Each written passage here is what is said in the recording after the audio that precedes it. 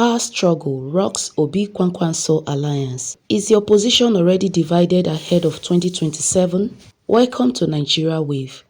A major political controversy is unfolding within one of the opposition's emerging support platforms ahead of Nigeria's 2027 presidential election. At a time when many Nigerians expect opposition forces to unite against the ruling All Progressive Congress, fresh cracks have appeared within the OK movement, a political support group created to mobilize support for the proposed presidential ticket of Peter Obi of the Nigeria Democratic Congress (NDC) and former Kano State Governor Rabiu Kwankwaso.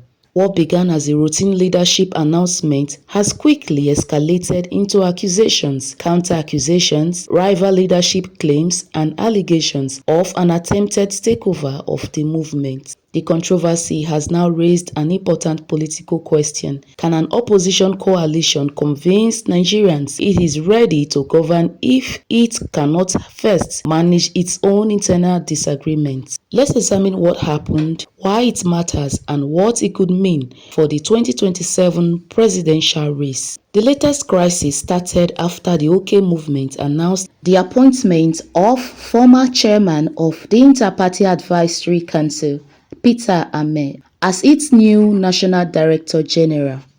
The announcement came in a statement signed by Wayas, who described himself as the national convener of the movement. According to the statement, the appointment followed a meeting of the movement steering committee, where members unanimously endorsed Ameh because of his political experience and commitment to the group's objective. On the surface, it appeared to be an ordinary organizational announcement, but within hours, everything changed. Several members questioned Wayas' authority to describe herself as national convener. Critics wanted to know when she assumed that position and who authorized her appointment. As journalists sought clarification, attempts to reach Wayas reportedly proved unsuccessful. Instead of providing answers, the announcement exposed what appears to be a deeper leadership struggle that had been quietly brewing within the organization. Soon after, the immediate past National Publicity Secretary of the movement, Ijeh, confirmed that disagreements existed.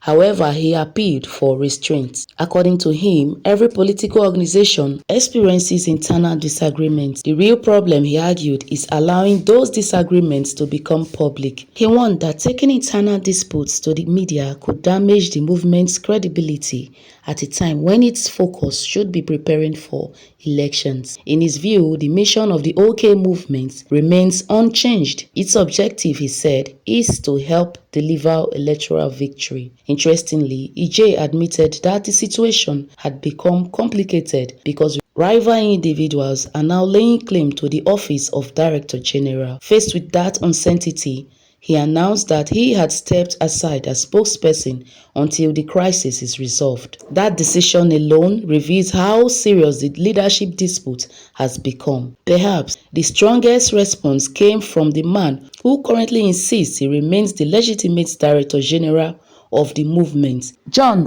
Ughulu. Ughulu dismissed Justin Ijeh's comments entirely. According to him, Ijeh had long been removed from office and therefore lacked the authority to speak on behalf of the movement. He accused rival members of attempting to hijack the organization. In his account, the disagreement is not simply about personalities. It is about what he describes as the original vision of the movement. Ughulu disclosed that the OK movement was conceived as a long-term political project designed to unite supporters of Peter Obi and Rabiu Kwankwaso without forcing either side to abandon its existing political identity. According to him, the movement was never intended to end after the 2027 election. Instead, it was envisioned as a permanent political platform capable of supporting future electoral ambitions beyond 2027. Perhaps one of the most striking claims made by Ughulu concerns Peter Obi himself. He alleged that Obi personally appealed to him not to take the dispute to the media. According to Ughulu, Obi urged him to remain calm and avoid public exchanges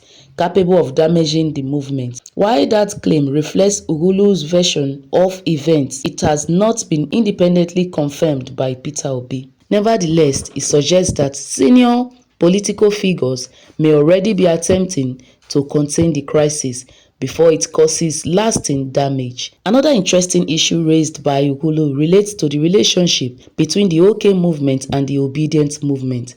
He insisted that the two organizations should remain separate. According to him, mixing both structures could create confusion and internal rivalry. He argued that the Obidient Movement already has its own leadership and identity, while the OK movement was deliberately created to attract Nigerians who support Peter Obi but may not necessarily identify as obedient. That distinction, he believes, is essential for expanding political support ahead of 2027. Ughulu also explained why he claims to have removed Justin Ijeh from office. He accused the former spokesperson of allowing personal political loyalties to interfere with his office responsibilities. According to him, organizational neutrality had become impossible under that arrangement. The controversy did not end there. Ughulu also spoke about Jackie Wayas. He claimed she previously worked under the leadership and accused her of disagreeing with his fundraising model. According to him, he rejected large donations from unknown sources because he wanted the movement to be funded by ordinary Nigerians making small voluntary contributions. He said his grassroots fundraising approach would preserve the movement's independence and credibility. Wayas, he alleged, opposed that strategy. Whether that agreement alone explains the current crisis remains uncertain, but it demonstrates that the dispute may involve deeper questions about organizational control, financing, and decision-making. As if that was not enough, another controversy surfaced on social media. Reports began circulating that the national coordinator of the Obidient Movement worldwide, Dr. Yunusa Tanko, had been removed over allegations of financial misconduct. The report spread rapidly online. However, Tanko immediately denied the allegations. He described them as completely false. According to him, he is not even a signatory to the movement's bank accounts. Therefore, he questioned how he could possibly be accused of financial impropriety. Tanko also rejected suggestions that there was a conflict between the Obidient Movement and the OK movement. Instead, he maintained that both groups are working together toward a common political objective. Peter Obi's media office also entered the debate. In an official statement, the media office dismissed reports about Tanko's alleged removal as fabricated. The statement accused unnamed political opponents of deliberately spreading false information in an attempt to create division within Obi's political support base. It urged supporters to ignore rumors and remain focused on the broader objective of political change. Meanwhile, former National Publicity Secretary of the New Nigeria People's Party, Ladipo Johnson, acknowledged that disagreements existed within the movement. However, he described them as distractions rather than a fatal crisis. Johnson disclosed that Peter Obi had already been briefed on the situation and was unhappy with the public nature of the dispute. His comments suggest that efforts may already be underway to reconcile the different factions before the disagreements escalate further. Beyond the personalities involved, this controversy raises much bigger political questions. Successful political campaigns require organization, discipline, and unity. Supporters expect leadership. Volunteers expect direction. Donors expect accountability. When competing groups begin issuing contradictory statements and claiming authority over the same organization, uncertainty naturally follows. For the opposition, unity has become one of the most important issues ahead of 2027. Many Nigerians who support political change believe only a united opposition can mount a serious challenge against the ruling APC. If internal leadership disputes continue to dominate headlines, critics may argue that the opposition is weakening itself before campaigns even begin. At the same time, internal disagreements are not unusual in politics. Every major political party, whether in Nigeria or elsewhere, has experienced leadership disputes. The difference lies in how quickly those disagreements are resolved. If managed properly, they can strengthen an organization by clarifying leadership structures and improving internal democracy. If handled poorly, they can create long-term divisions that affect public confidence. For Peter Obi and Rabiu Kwankwaso, maintaining unity among supporters may prove just as important as winning new supporters. The credibility of any coalition depends not only on its political message but also on its ability to demonstrate discipline, stability, and effective leadership. As Nigeria gradually moves closer to the 2027 general election, this episode serves as a reminder that opposition politics is often as challenging internally as it is externally. The battle for power is not only against political opponents, sometimes it begins within.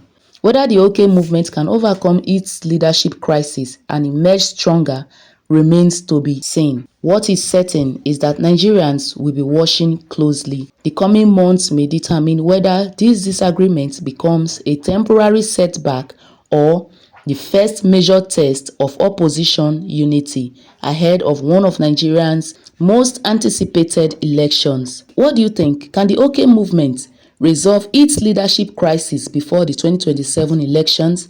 Will this internal dispute weaken Peter Obi and Rabiu Kwankwaso's political momentum, or is it simply a normal disagreement that will soon be resolved? Share your views in the comments below.